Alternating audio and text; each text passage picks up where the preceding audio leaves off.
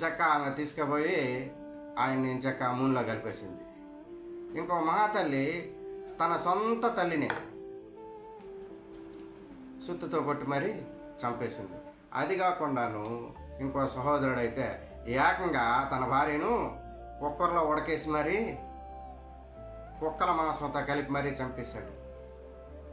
ఇలా మనం చూస్తూ ఉంటే రోజుకో తీరుగా రోజుకో కుక్కలు ఒక్కొక్క రకంగా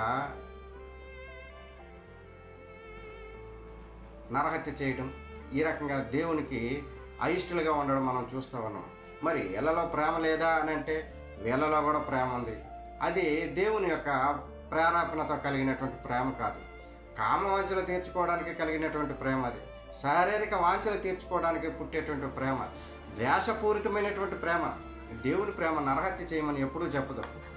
దేవుని ప్రేమ నిన్ను వలె నీ పొరుగుని ప్రేమించని చెప్తుందే తప్పితే నీ పక్కవాడిని వేసాయని మాత్రం ఎప్పుడు చెప్పదు. అందుకనే ఈ రోజున చాలామంది సహోదరులు ఐక్యతను కలిగి జీవించలేకపోతున్నారు అని అంటే వాళ్ళ మధ్య సఖ్యత లేదు, వాళ్ళ మధ్య ప్రేమ లేదు, వాళ్ళ మధ్య ప్రేమానుబంధాలు కరువు అయిపోతున్నాయి ఈ రోజుల్లో. అందుకనే ఈ రోజుల్లో హత్యలు ఎక్కువైపోతూ ఉన్నాయి. ప్రియ సహోదరి సహోదరుడా, అసలు ప్రేమ అంటే ఏమిటి? ప్రేమ హత్య చేస్తుందా? ప్రేమ నరహత్యకు ప్రేరేపింపబడుతుందా? బైబిల్ ఏం చెప్తుందో చూద్దాం. 1 కొరింథీ 13:4. హల్లెలూయా.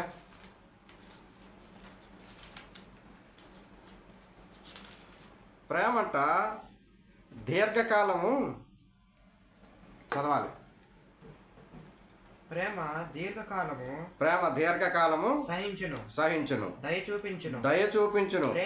ప్రేమ మత్సరపడదు, ప్రేమ దంభముగా ప్రవర్తింపదు, అది ఉప్పొంగదు, అమర్యాదగా నడవదు, ఇంకా సప్రయోజనమును విచారింపకొనదు, త్వరగా కోపపడదు, అసలు కోపమే చూపదు ప్రేమ.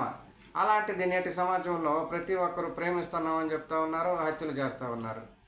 ప్రేమిస్తున్నామని చెప్తా ఉన్నారు, ఇలా లేనిపోయిన మేడ మీద నుంచి తోసేస్తూ ఉన్నారు.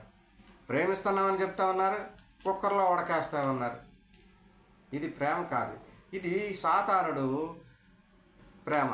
ఇది దురాత్మ మనలో దూరి ఈ రకమైనటువంటి ప్రేమను ప్రేరేపిస్తూ ఉంటుంది. ఆ రకమైనటువంటి ప్రేమను ప్రేరేపించడం వల్ల వీళ్ళు నరహంతకులుగా మిగిలిపోతూ ఉన్నారు. ఇటువంటి ప్రేమను హర్షిస్తుందా? ప్రేమ మత్సరపడదు, దీర్ఘకాలము శాంతంగా ఉంటుంది.